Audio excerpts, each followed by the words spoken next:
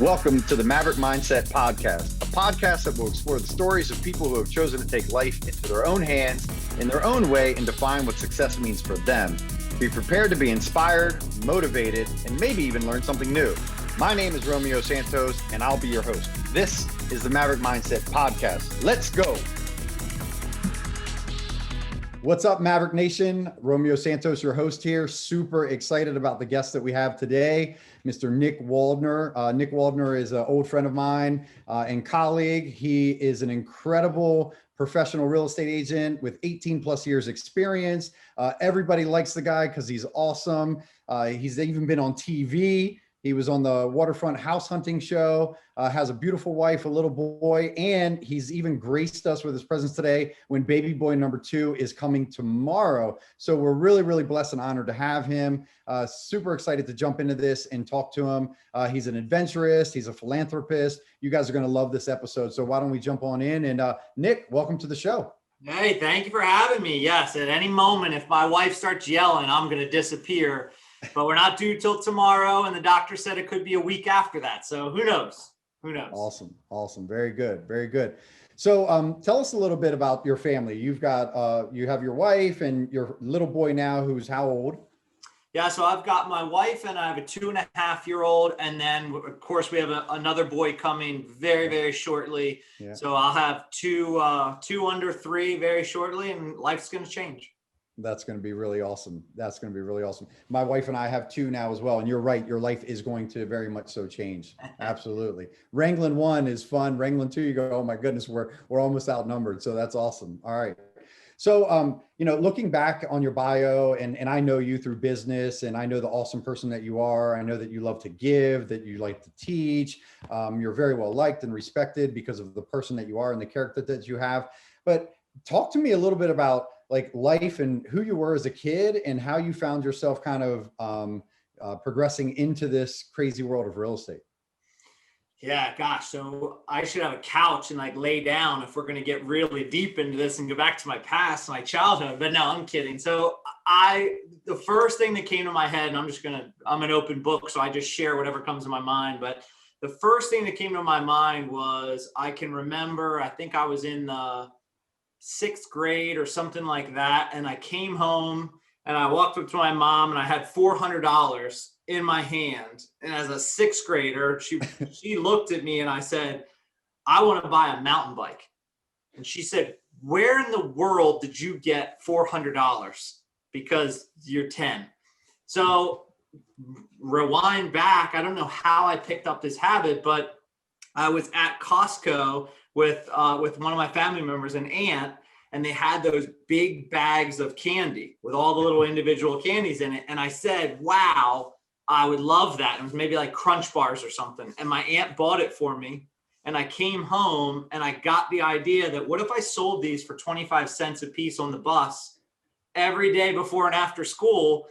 And then all of a sudden I started kind of creating this business, and then like kids started bringing money specifically. And then I had to get new product and have different candy each time. And it just kind of took off and I loved it. And, it shocked my mom, but it was just something I really enjoyed. My father, who loves softball more than anybody ever should love anything, would take me to all these huge tournaments.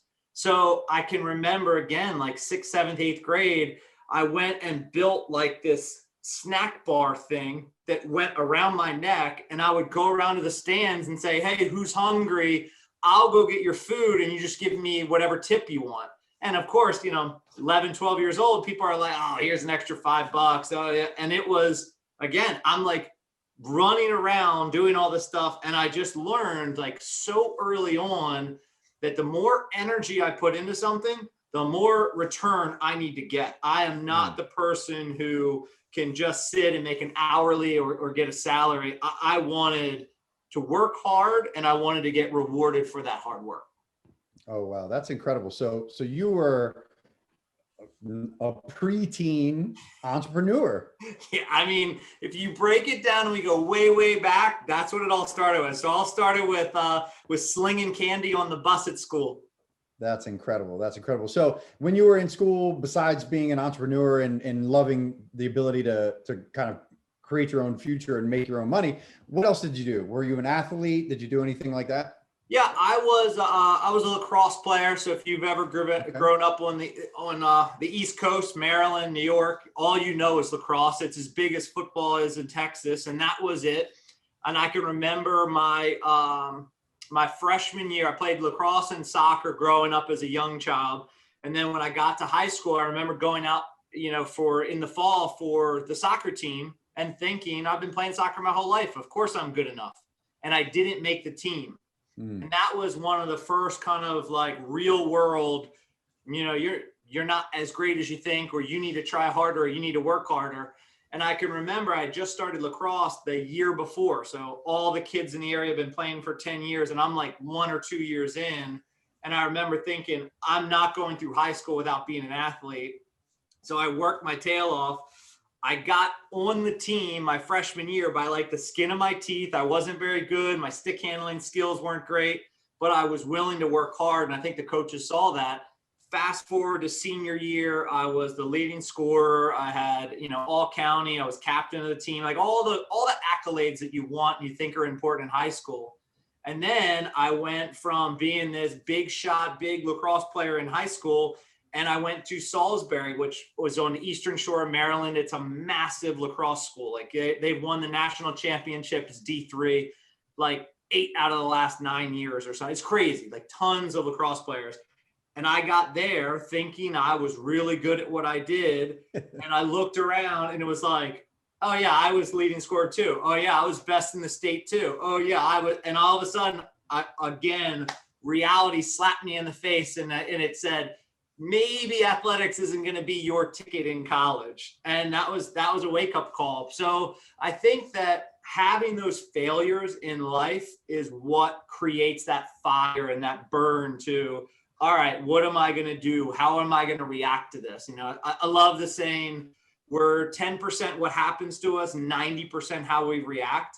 So I look back at those stories. I could have, kind of curled up and given up after getting cut from the soccer team and just written off sports. But I chose the other path, the harder path. And I'm glad I did it. It made me a more well-rounded person from it. That's awesome. It almost sounds like every time you came up against one of those challenges that you're a person that rises to the occasion. Maybe if you were going into situations where it was just always easy, you were always the best, maybe you wouldn't have had as much success as you found in your life anyways. Yeah, I absolutely agree. I think the challenge is finding things that push us, finding things that we're most likely not good at first, because that's what creates great after. The fail forward mentality. And I have a show, Fail Forward Friday, and every Friday my entire team shares their fail for the week, what they learned from it, and then what they're going to do next week in order to grow or improve from that failure. And that's a very weird topic when you bring a brand new person onto the team and you say, hey, guess what? On Friday, you're going to tell the entire team how much you failed this week. They're frozen. They're like, what? And on our team, it's different. The culture is we celebrate failure, because if you're not failing, then either one or two things are happening. Either one, you're lying because you are failing. You're just too egotistical to admit it. Or number two, you're not putting yourself in any positions where you will fail. And if you're not, then you're not growing. So it's a trial by fire. The first week you are sharing failures and you're jumping right in. I love that. The new year has had me focusing a lot on those types of messages, right? So how can we continue to get better, especially with all the different changes that have happened in our industry, Zillow coming in as a broker, all these crazy things that of course we won't go down a rabbit hole on, but I've been talking to my team about that exact subject, slightly different. I heard something that's been repeated a few times that was, if you're living if you're depressed, you're living in the past. And if you're anxious, you're living in the future. To be content, you need to live in the now. And so we've been having that conversation like, listen, the past is gone. You should not forget about it, but you should see what you can learn from it. Plan for the future, because the future is coming regardless. So be set up, allowing you to really live in the now. So I love that you do that with your team. I might have to steal that. That's actually very good, getting people to really share, because I always do and you probably have done this or been places where they just share something good with us. What happened? What was your win yesterday? Right. Right. Yeah. I And love that. that's what most cultures, all they do is celebrate the win. But if you're already winning at something, you're already good at it. You're not learning anything from that. Anything you've ever done that was hard in life, if you walked in and won the first time you tried, what did you learn from that? The things that we fail at and have to continually improve until we start to succeed, that makes a huge difference. I can remember in college, I went, again, Eastern Shore of Maryland, so I was very close to the beach. And it was my first summer after my freshman year. And all my friends were like, hey, what are you going to do? Are you going to go home for the summer, or are you going to go get a job at the beach? Being 18 years old, I knew exactly what I wanted to do. So I went down to the beach and I went and looked at 2 different jobs. The first job was a lifeguard. And I thought, wow, this is, to be completely candid, I thought, oh, this is pretty cool. The girls will like it. I get to sit up and get a tan. Like, all right, I like this lifeguard thing. It's pretty easy. And then the second option was something called telescope pictures or scopes, which for those of you guys not on the Eastern Shore or don't know Maryland, it's photographers that run up and down the beach all day long for 8 hours, bothering or attempting to sell to every single person on the beach. Hey, you've got 2 little kids over there, Romeo. Let me get some great shots of them. You can come in tonight. It doesn't cost you a thing. You only buy what you like. Let me just get, and I started that, and it was that sales pitch. And with that job, there was 0 salary. There was 0 hourly. It was 100% commission. Wow. You went out and busted your butt and either came back great or came back and learned something from it. So I'm pretty sure the audience can guess which direction I went when I had to choose between straight salary, $10 or whatever it was, $8 an hour, or this direction, income's no limit. I went this way, and it was probably one of the best teachers in my life, because I would say 22 people would say no before one person would say yes. So it was, you learn very quickly that a no was like, I got to hear a no 3 times from somebody before I move on. Because your first response can be, no. And I'm like, oh, Romeo, come on. I'm quick. I'm easy. You don't even have to get up off your chair. You stay right there. No, I'm not interested. Listen, doesn't cost you a dime. I won't take any money from you. Just come in and look at the pictures. Mom, you want these pictures, right? And she's like, well, we could have pictures of the kids. And I'm like, great. That's a yes. You guys stay right there. Don't move at all. Do all the work. Bam, I'm getting the kids. I'm taking all the pictures. And then I always look over and go, Dad, Mom, come down and get in one. And you go, I drag you down. I get some family shots. Then I get rid of the kids. I take you and your wife kissing. I'm like, oh, it's like your honeymoon. And you laugh and I laugh. I'm in and out of your life in about 3 or 4 minutes. And then you show up that night and I've got 50 pictures of your family, from singles of each of your kids, the kids together, mom and the kids, dad and the kids, mom and dad together, the whole family. And all of a sudden you're whipping out your credit card going, oh God, I know, honey, I know you love that picture. We need it. Oh, you love that picture too. And you're spending money, and I'm making a commission every time you pick one. That's awesome. I grew up in Maryland, so I remember Ocean City every year and the scopes, and we loved the scopes, always wanted it. I did not know that it was 100% commission. That's pretty crazy, because when you think about it, and maybe it's just generational, I wonder if they're still just commission, because most kids at that age are not taking a all commission job. Yeah, because most people don't realize that if you work hard, it's much better. But if you don't work hard, it's not. And that to me is life. Life is built where the harder you work, the more you should be getting a reward. And if you don't do anything, you really shouldn't get anything. That's kind of, how I want to raise my kids to understand and learn. So I know the owners of the company now. I was there for 6 years. So my first summer, I was rookie of the year. I made $14,000 for my first summer. And again, 18 years old, I came home and was like, hey, Mom, I'm buying a Jeep. And I always wanted a Jeep Wrangler. My mom said, no way, they'll roll over. They're like roller skates, they're too dangerous. And I came home, threw $14,000 on the table. And I said, well, I got the cash. I'm going to buy one. I went out that weekend, found one, came home. Literally, the car was like $13,800. And my mom was like, how are you going to pay the taxes on that? And I was like, what? And I had to end up borrowing $2,000 or whatever it was to cover taxes because I had no idea. And it's just like those things you learn. So all of a sudden, my work all summer now turned into a Jeep, which when you're 18 is the most important thing in the world, that I had all the way through college, and I loved it. And it was like that hard work got me that position in life that I wanted. I wanted to have a Jeep, top down, driving around campus, all that stuff. So my first summer I made 14. My second summer I made 22. My third summer I was over 30,000. Wow. And remember, $30,000 in 3 months, and I was 20 years old at the time, 21 at the time. Like, it was a crazy amount of money. And keep going up in that trajectory for another 3 years. It was the greatest job ever in terms of teaching me. And then what it also did is it gave me the ability, once I was in my third year and I said, I want more. And my, the owner was like, what do you mean? Go out and sell more. And I said, nah, there's got to be another way. Give me rookies and let me train them and give me a piece of how well they do. And he was like, we've never done anything like that. So he's like, all right, pick 3. And I got 3 rookies, and my rookies finished number 1, number 2, and number 4 out of 60 or 70 kids. Wow. And then he said, you want to run the whole studio? And I said, yes. And then I started learning the business aspect and the recruiting, the training, like all this stuff that moved me into where I am today, because I started realizing that leverage of having salespeople.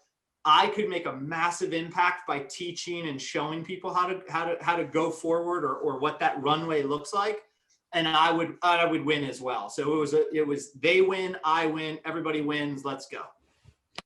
That's awesome. It reminds me of one of my favorite quotes from Zig Ziglar, right? If you do more for what you get paid to do, eventually get paid more for the things that you do. I love that. Yes. I love that. Yeah. And then even there's another one of his quotes in there, right?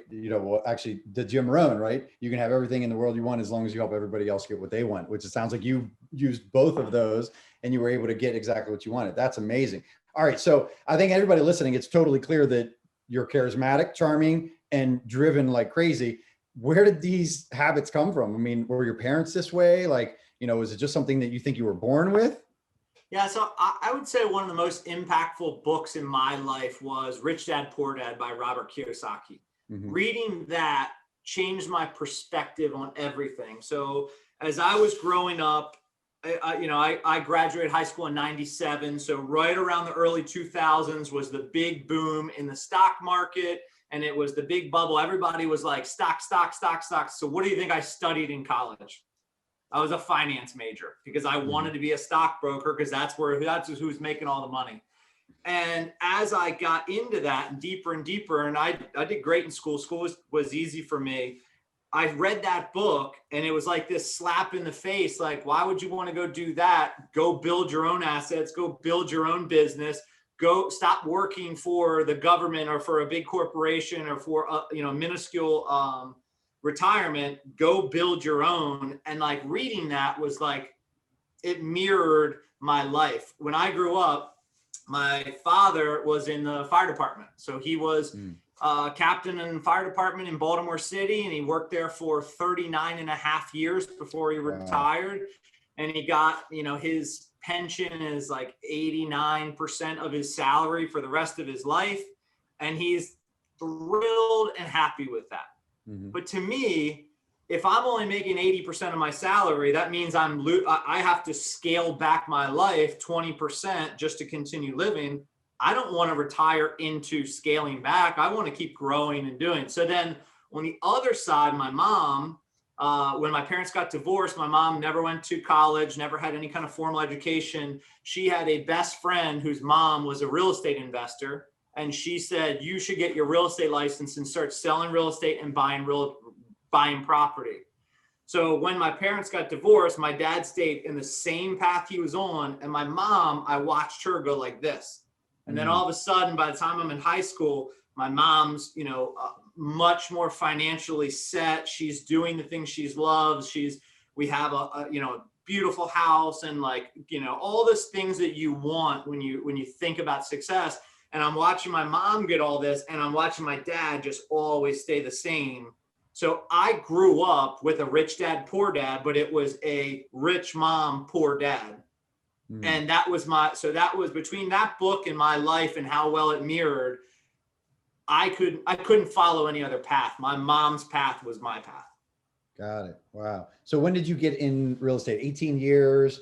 Kind of doing the math. Was it maybe around like 2003 or so? Yep, 2003. Okay. So when I was at the beach and I was running that seasonal business, because it's only 3 months, I had gotten to a point where I couldn't make any more money. I was already a managing partner, so I made a percentage of the profit of the business, and there was just only so much pie to go around.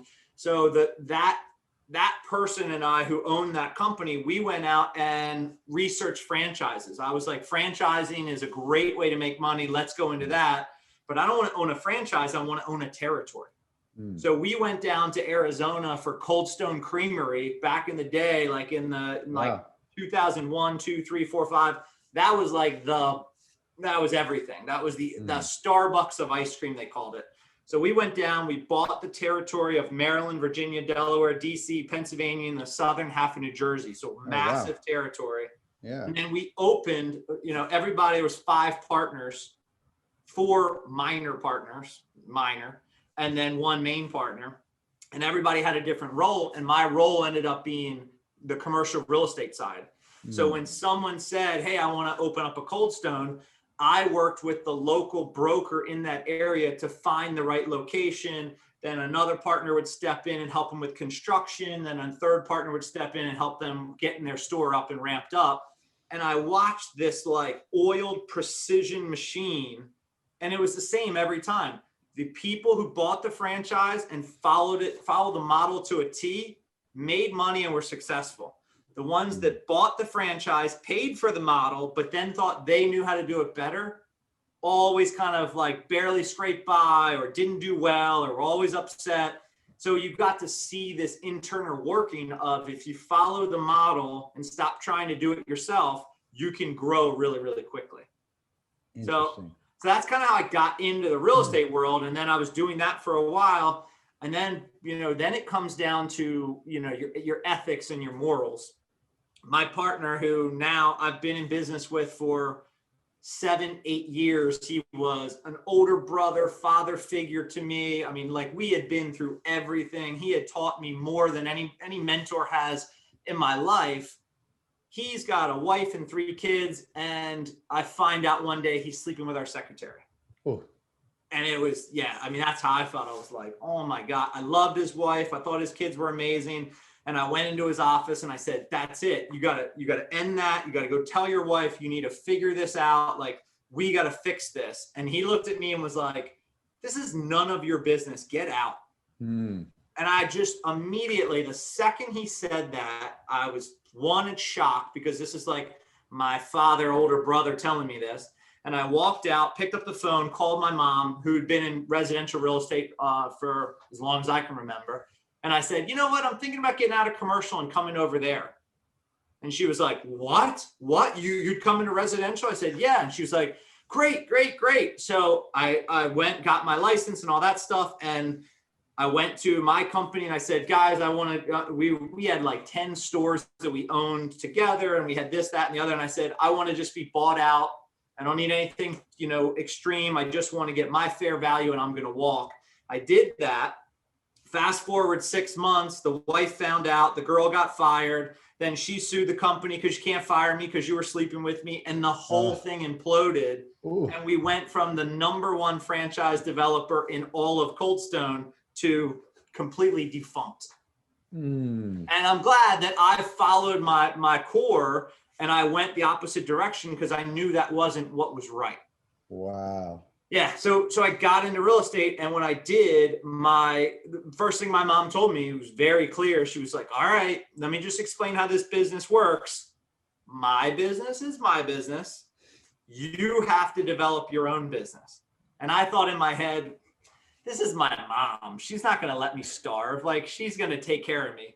And sure enough, like, every time a client came in, she was like, whoa. That one's mine. You got to find your own. You can be part of the transaction. You can learn. Like, I'll show you how to write contracts. I'll answer questions at 6 a.m. or 11 p.m., but you have to find your own. And I was like, what the? And again, it was one of those like slap in the face realization that like, and I get jokes from my friends all the time, like, oh, you just got your mom's business and all that. My mom didn't join my team for 6 years. And then when she finally agreed to join my team, she retired 6 months later. So either I'm a terrible boss or, you know, she was just done. But that was it. That was our entire time together, was 6 months. Wow. After I've been in the business for 6 or 7 years. Okay. Now, your mom, which brokerage did she start at? Like, how did you find your way navigating through your real estate career into different brokerages? Yeah, she was with Remax, and she was the #1 agent in Carroll County, which is a very small rural county in Maryland. You know, not anything amazing in terms of sales volume and prices and things like that. So I went there first, and without knowing anything, I started there. You know, I joke I was rookie of the year my first year, but I also didn't have a single person within 15 years of my age. Like, everyone was much older than I was.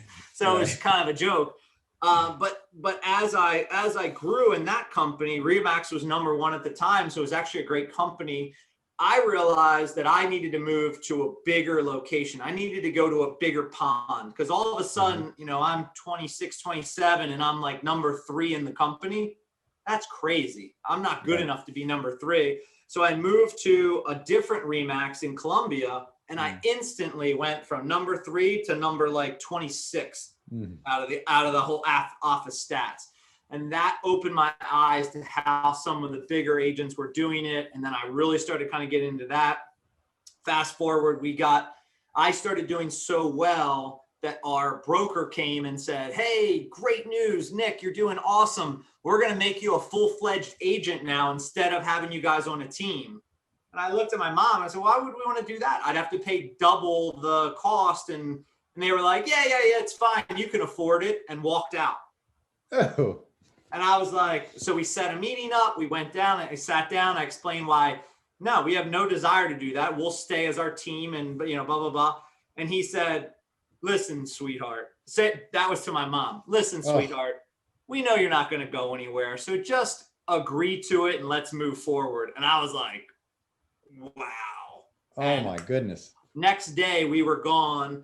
And I had been training and learning from Keller Williams. And I said, let's go to Keller Williams. We moved to Keller Williams, and quickly Keller Williams became the #1 real estate company. So just in case anybody's doing the math, Remax was #1 when I was there. I moved to Keller Williams. It became #1. I'm just saying, you can see how it happened. Well, I was waiting for that kind of linear connection to happen, because I heard you speaking really in depth about the systems and the models with Cold Stone. And, you know, I'm no longer with Keller Williams, but I'll tell you what, the master's degree that I got in real estate from one of the most incredible minds that I could imagine in Gary Keller. And, you know, I've been lucky enough to meet Joe Williams as well.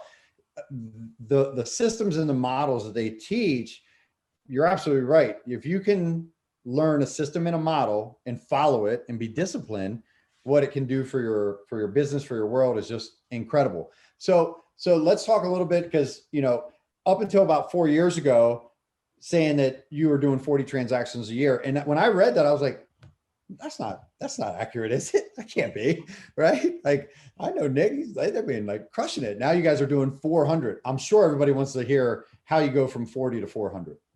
Yeah, I think 40 to 400 is a great tagline, and everybody loves it, and everybody jumps all over it. And it's really, if you understand to study business, it's what you should be going to and gravitating towards. Because when you say you went from 40 to 400 in only 4 years, everybody's like, oh, you know, well, what was the story? But then when you say, well, wait a minute, before I did that, I struggled for 12 years doing the exact same business before I took off.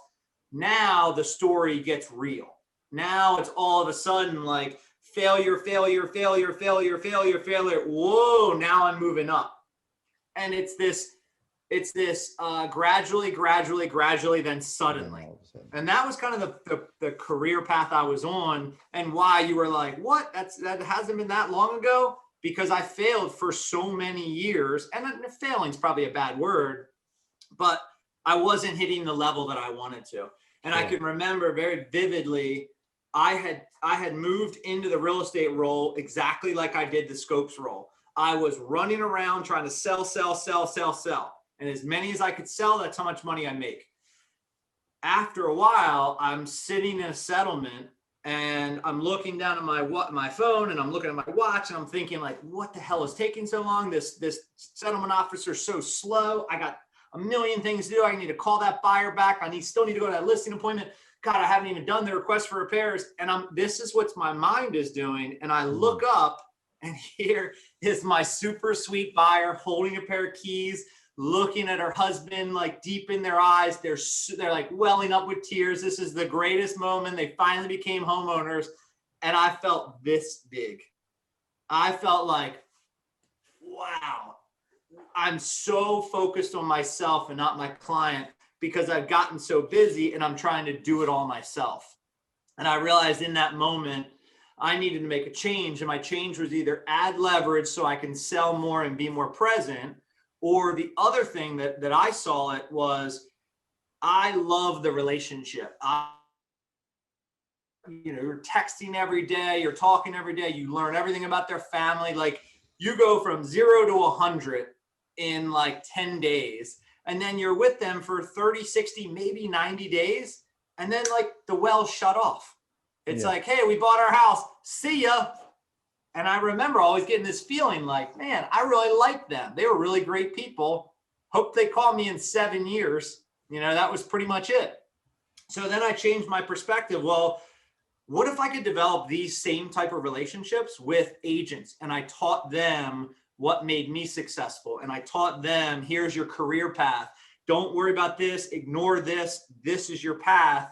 And I ran it kind of like a franchise, like follow this model and you'll do well. And I got really lucky that one of my first hires, after admin and setting up the transactional side of it, but my first agent hire, literally the first day he came in, he was wearing like sweatpants. And I was like, what is going on? And we sat down and we're in my conference room and we're talking.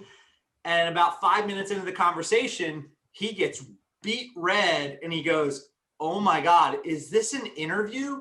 I thought I was just coming in to ask you a few questions. And I started laughing. I said, well, yeah, I think it's an interview. And he's like, my God, can we do it again tomorrow? I'm going to wear a suit. I got it. And like, that was our first ever interaction. I thought it was hysterical.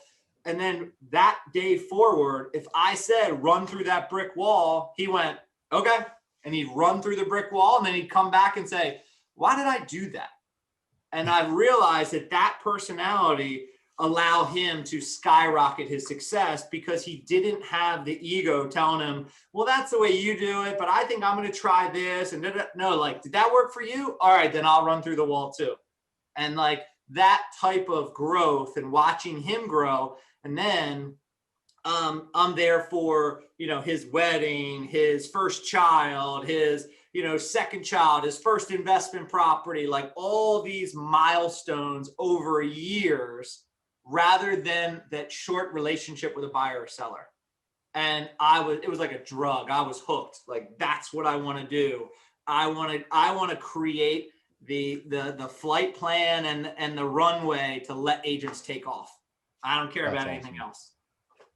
That's awesome. I love that. Well, anybody out there listening that's looking for an incredible mentor and team to join, I think that was a shining endorsement of the type of environment you'd be in.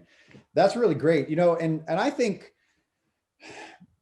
I've been hearing more and more and more lately, right? And I, it's going to happen this way when you got two real estate guys or two real estate people on the show. There's something that I've been hearing a lot for the last 2 years that it probably took until about 6 months ago for me to finally go, okay, I finally get it, right? And it's actually something that Adam Hergenrother says all the time, right? And he says, I'm not dragging people with me. I'm looking for people that want to stand up and run with me. Mm-hmm. And I think that in any business or in any endeavor, that's really what you're looking for, right? Like that's the quality of the person. Those are the partners that you need around you that like I can sense in your voice, I can see in your face, the energy that you get from it is having those relationships where people want to do it versus those people that have their own ego. Like you say, oh, I already know another way, or why should I do it that way? Or I don't like to do that. Well, all those things don't matter. If you want to be successful, you have to just do what somebody else that's lived before you has done. Yep. And you'll find some success if you really give it your all, right? And when you dig down deep, that's me to a core. Everything I'm teaching, everything I'm talking about, everything I'm giving any advice on is not coming from my little pea brain. It's coming from someone smarter and more successful to me that I've stolen that idea and then presented it in a way that made sense to you. Right. So like, I think you need a plan to help people succeed. You also need a plan to know when they failed and get them out of your system. So Yeah, I had a rough conversation earlier today with somebody, and I said, listen, to be an agent on this team doesn't cost me a thing. You could be here for another 3 years, doesn't cost me anything. But if you're not making money, I can't in good conscience keep you on the team and watch you continue to fail. So what we're going to do is we're going to set some ground rules and set some plan of action. If you follow this plan, we're going to review it again next Wednesday. If you follow the plan, we're going to do it another week and another week and another week. But the second that you fall off this plan, I've got to be the bigger person and help you find a better opportunity that matches your talents better. Because I don't want somebody on the team that's constantly struggling, constantly in financial worries. It doesn't mean there's anything wrong with you. It just means this might not be the best career choice. There might be something else where you're going to shine, and I'm going to help you find that because I don't want you continually beating your head against the wall if you're not growing and getting better. Yeah, for sure. So for people out there listening that are just curious, like what the heck, what's a characteristic of somebody that can be successful, no matter what it is? What are some of the core characteristics that you see in people that really help them that you can almost pick out now, probably that like, yep, they're going to be successful, or no, they're probably not going to be successful? Yeah. And it's weird because these are some of the things that not everybody thinks about, but like, I want someone who's genuine. I want somebody who's a good person who could go to dinner with my mom and my mom would go, oh, they're a really nice person. I really like her. I really like him. Because if that's the case, then they're also going to be able to connect with other people, the buyers, the sellers. Like being genuine makes you trustworthy. It makes you respected. You usually have a better sphere. I don't want the, win at all costs, cut your throat to get ahead. Like that ego is what gets in the way of success. So I want the genuine, humble, willing to learn. That's probably my biggest thing. I'm a huge learner. I love reading in seminars and I fly over the country to meet with different people. Adam and I have been friends for years. There's a picture up there of him and I climbing the tallest mountain in Africa. Like, nice. And we have a call every single month where I'm pushing him and he's pushing me. And having those peer partners like that is huge for the business. So I want somebody who has that same sense, who wants to learn, wants to grow, is humble enough to take that advice and run with it. And then I also want that genuine personality of that trustworthy, honest person. And that's really table stakes. Like people are like, well, yeah, of course I don't want somebody who's not honest. Well, yeah, I agree. But there's a difference between someone who's truly genuine and someone who's a salesperson. Yeah, I agree for sure. I was in hospitality for a long time, and I used to always say to the servers, because they would get frustrated, they get a bad tip, right? I said, listen, don't worry about the tip today. It's all going to come out in the wash. If you do the right thing every single time, it will all come out in the wash, and you'll find that you make a lot more money than if you're just focused on what that tip is right there in front of you, right? Don't allow the tip or the result to affect who you are as a person. If you are who you are, then you'll get your just due, right? Yeah, there's going to be some people that stiff you. There's going to be some people that give you a ton, but it's the number of tables that you're able to serve over the course of the night that's going to make the difference. How well you served them and how many you served. That's everything in that world. Yeah, so I look at it like, you know, our team, our mission is we are in the business of developing people. And then we measure our success on helping people achieve their personal or professional best. And personal's first, because in my eyes, if I help you become a better father, that also makes you a better realtor. If you're a better husband, you're also a better realtor. If you're healthier, then you have more energy to be a better realtor. If you're like all those things that we can help you grow personally, the whole thing's connected in one way, shape, or form. So if you improve anywhere, you improve everywhere. So we're very much focused on personal and professional growth. I love that. A very holistic approach to the process. Yeah, Yeah. that's great. That's really awesome. Okay. So tell us a little bit about your team. What's the makeup of your team? Yeah, so we've got 14 or 15 agents. Wow. Okay. I say 14 or 15 because I got a new one who's just about to get licensed. I got another one who's coming on. Like it's all shifting. But and then we've got an entire admin staff. So we've got 7 people on the admin side that they take care of everything, paperwork from soup to nuts, from the second you get an appointment till the time it closes and then after. And I think that agent services portion, to take all that, you know, junk off of a salesperson's desk and let them do the 2 things they're good at, meet new people and build relationships with them, and everything else is out of their way, they can take off a lot faster than I did when I first started. And for 12 years, I was trying to write this contract, you know, make sure the title company was aware, call the termite to make sure they were doing it, follow up with the chimney company and ask them what, like, oh my God, I can't imagine doing all that again. Yeah, I think the consumer ultimately also is rewarded by that process, right? I mean, you know, we use the analogy when we're talking with new clients is like, listen, imagine if you went into the restaurant and the owner greeted you at the door, and then they sat you at the table, and then they brought you your bread, and then they went and made your drink, and then they ran in the back and they made your meal, and then they came back and filled your water, and then they bussed your table, and then they washed the dishes at the end. How good do you think your experience would be?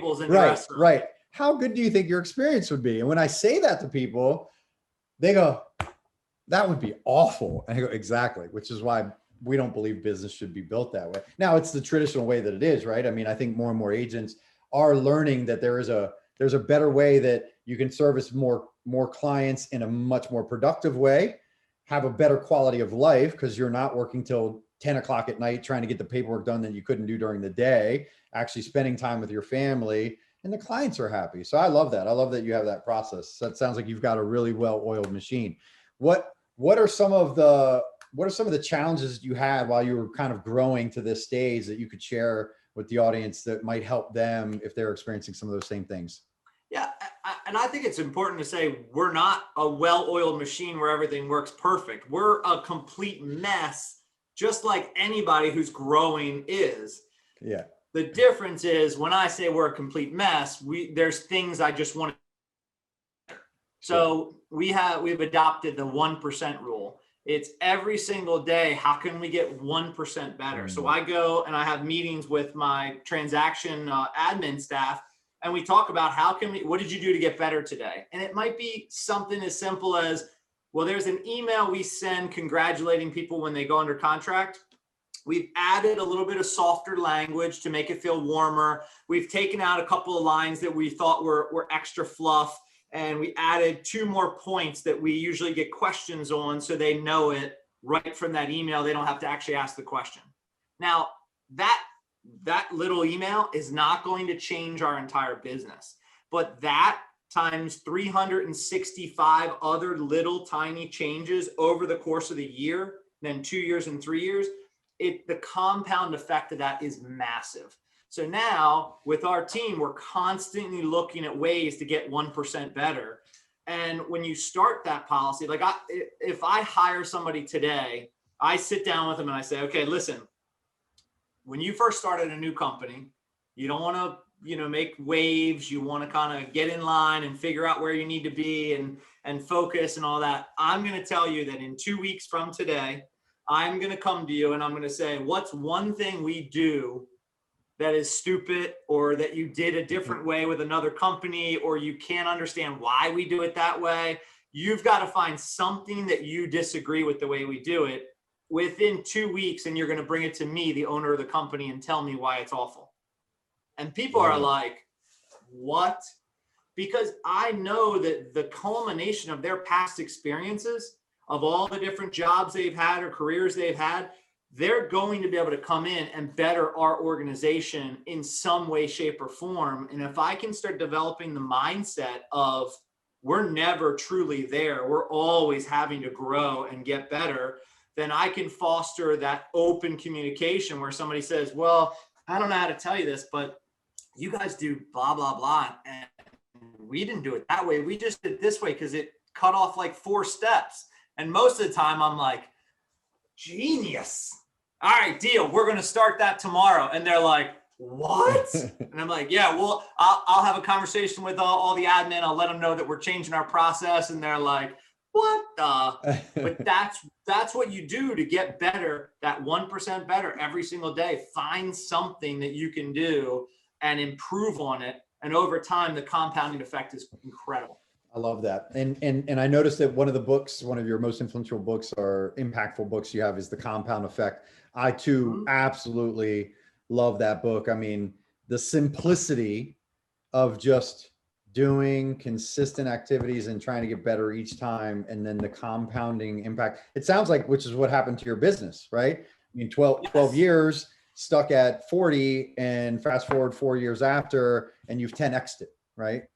Yep. Yeah. I'm the Grant Cardone, but I didn't do it in a year. I did it for 18 years. Right. Absolutely. And then I also see you're listening to Green Lights right now. Yeah. So the cool thing reading about Green Lights. Are you reading or listening? Well, it's Matthew McConaughey. And if you don't know the soulful, like, sexiness of his voice, get Audible and listen to him, and it'll just lull you into a sense of, no, I'm sorry, I'm way off base. So on our team, because we're all learning based, because we're all improving personal and professionally, we have different groups that we do. Like, we have a workout challenge, and everybody who wants to be part of it joins it. Anybody who doesn't have to. And you set a goal for the week. I want to work out 5 times. I want to do 3 yoga sessions. I want to get on the Peloton 5 times, whatever it is for you. And then you report back to the group all week, your progress. And at the end of the week, we look and see who hit their goal and who didn't. And it's just self-accountability. It helps everybody stay on track, because like at 5 a.m. when my alarm goes off, there's many mornings where I'm like, oh, an extra hour sleep would be great. But I'm like, nope, I have to report this to the rest of the team if I don't work out. All right, I'm getting up, and I get up and I go. And it's just that little bit of motivation that pushes you. We also have a book club, same thing. If you want to be part of it, great. If you don't, that's okay too. And with that, we read The Compound Effect. We did a couple other books, and then somebody brought it to the group and said, hey, what about this Green Lights book with Matthew McConaughey? I've heard good things. We all voted, and I said, they voted, and I said, okay, great, let's do it. And then we listened to it or read it, either or. Yeah. And sure enough, I think half of us in the group finished the book before like the 3rd meeting. What we do is we break the book into sections, and then we come back and we sit down and talk about that section once a week for 30 minutes. That's it. That's the whole process. 30 minutes to talk about that section. And we're all finishing the book in record time because it was just a really enjoyable book to read. But when you listen or read a book and you're done it, all that kind of just floats away.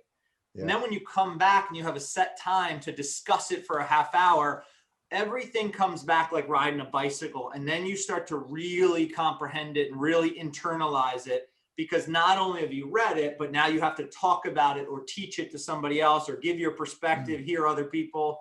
And it just makes every book that much more powerful. Yeah, I love that. I just finished that as well. And I certainly had the option. I said, well, I could buy it or I can listen to it. And I agree, it's Matthew McConaughey. So I was like, I have to listen to it. I absolutely loved his special way that he delivered information that I think we've probably heard, especially in our world, pretty frequently, but just the way that he is able to deliver it in his own special way was very, very impactful for me. I mean, there were a lot of pieces in there that I found very profound. that I've taken back and shared with my team, and part of my team has started to listen to it as well. So I agree. I think that's really an awesome one. That's why I had to bring that one up, but love that. Well, listen, I know that there's also some really great things that you do outside of all of this, right? You've got a couple things that you like to support and donate that have to do with children. Tell us about those and how people can support you on those. Yeah.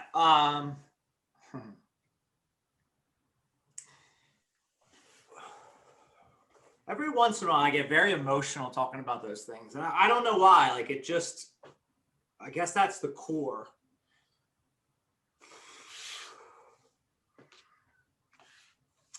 A few years ago, I brought it to the attention of all the team members, and I said, what is one thing that we're kind of missing in our lives? One thing that we're not really doing.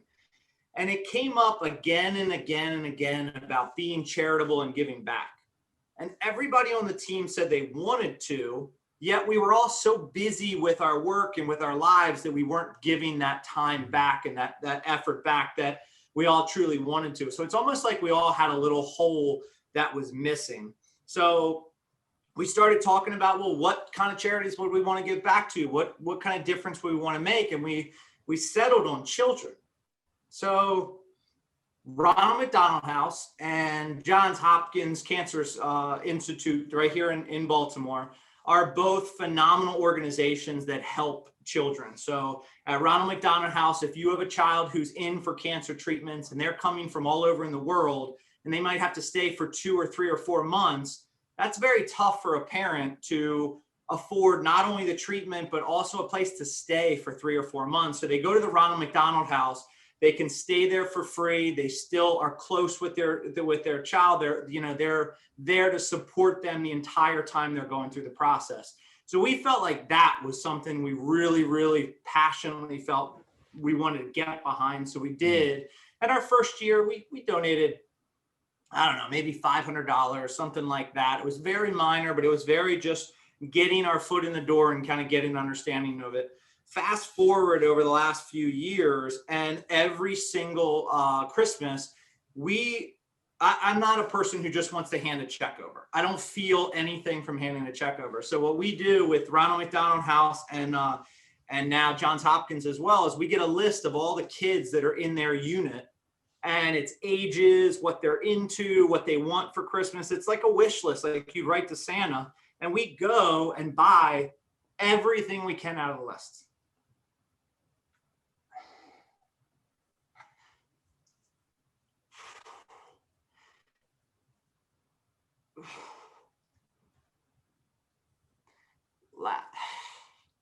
God.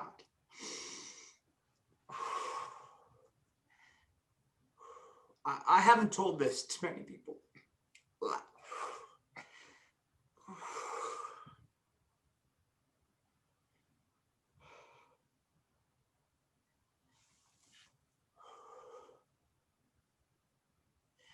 Last year, my wife was pregnant, and we lost the baby. And we lost it, found out the day that we were shopping for the kids of Ronald McDonald and Johns Hopkins. And I remember thinking, this is one of the worst days of my life, but I'm going to this. I'm going to do the shopping. I'm going to deliver those presents. I'm going to make sure those kids have a good Christmas. And I really feel for the parents that have children going through that. And what that must feel like when you have no control and you have nothing you can do to help that perfectly innocent child. So for us, like, any impact we can have, as minor as it might be, makes a difference. So we were able to adopt, I guess, 280 kids this year for Christmas, and make sure that every one of them had a gift on Christmas Day, regardless of whether they're home or stuck in a hospital bed. So that's been a powerful influence in my world. That's amazing. 280. I think I saw your postings. You guys, the whole team, right? You guys had carts and carts full. And I remember thinking to myself, that is a really incredible thing to be doing. Yeah, and to be honest, it feels better to me than to I don't know, anybody, like the idea that we work so hard, and with our success, what are we doing to give back and to make an impact? And there are people that are 100 times more charitable than me that make a much bigger impact.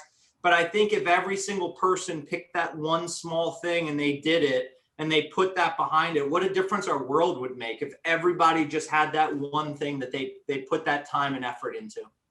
Yeah, that's amazing. And thank you for sharing that very personal detail with us. Sorry to hear that. Yeah, that was a lot. I wasn't expected to do that. Yeah. Yeah. Oh man. Well, there's also, I know that you have something really cool that you're doing that you wanted to talk about a little bit, right? The mailbox power. You want to share something about that? Yeah, I think with that, that's more of what are you doing for your clients? How are you adding value to them? I think the biggest mistake that people make in any sales industry is once the sale's completed, we move on to the next one. And we know every study will tell you that the value is in the lifetime of that client, not just the one purchase. So we found a system that allows us to send brownies and popcorn and small gifts. And I've got one of my clients is a big golfer, so I sent him some Pro V1s that say, nice. I'm not lost, I'm hiding from Ryan. Like, just there's so many little things. You can get a Christmas ornament that has, like, if Romeo, you have another child and you post a picture on Facebook, I can grab that picture, put it on an ornament, put the name and weight, and mail it to you for very cheap. That's awesome. To you, it makes it. That's the kind of relationship that you can keep when you're in the know and you're constantly, having conversations about it. So I think that's something that was very cool that we just developed in the last maybe 6 months. And I think anybody who is working with their past clients and really looking for ways to connect, it's just finding those different ways, finding those different things that you can do. Yeah, that sounds really awesome. We'll make sure we put a link in the show notes for that, because I think a lot of people could take advantage of that. And, I'm actually listening right now to Never Lose a Customer Again.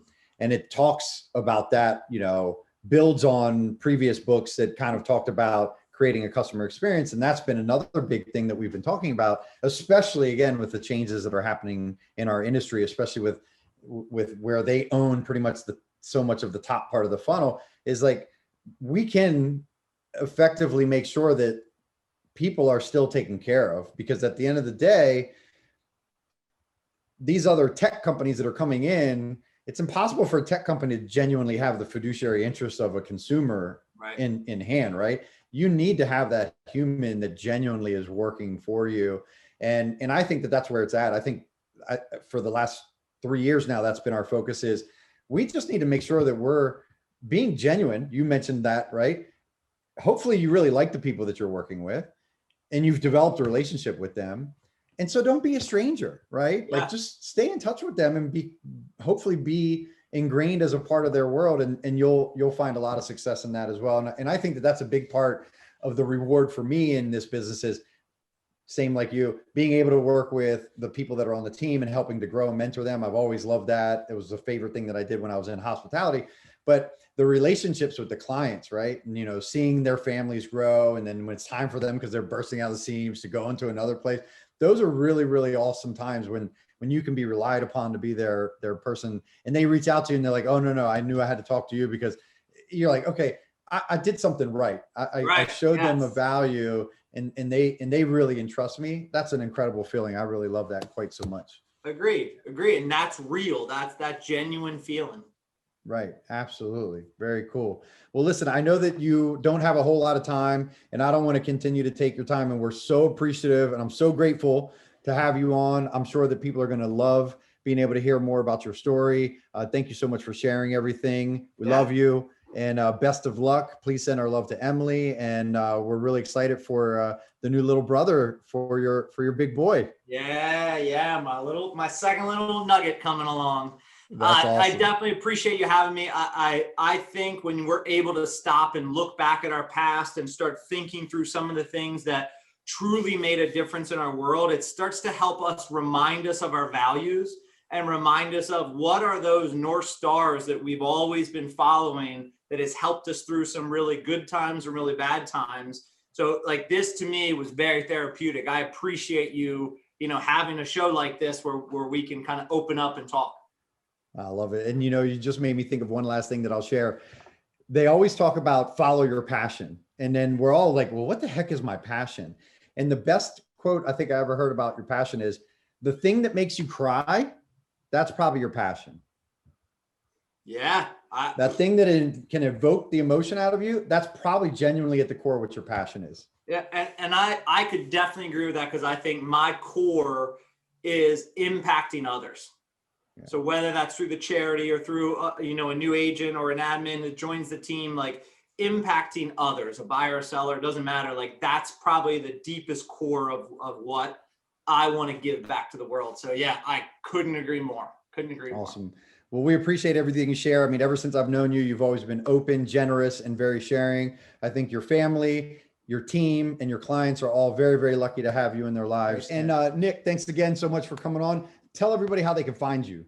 Yeah, absolutely. So very easy. You Google Nick Waldner Realtor, all that stuff comes up, from my Google page to Zillow to my Facebook is Nick Waldner. My Instagram is Nick Waldner. I'm pretty basic when it comes to all that stuff. So anybody that wants to reach out, you've got all my contact information easily available. Anybody looking to buy or sell property in Maryland, pretty much we cover the whole state except for two very small portions. But even those areas, you call and I'll connect you with somebody who's great in those areas. So awesome. Hopefully anybody who's not in real estate and needs help, I'm here for you. Awesome. Nick, again, thank you so very much. Everybody, Maverick Nation, thank you so much for tuning in. This has been the Maverick Mindset Podcast, and we're out. See ya.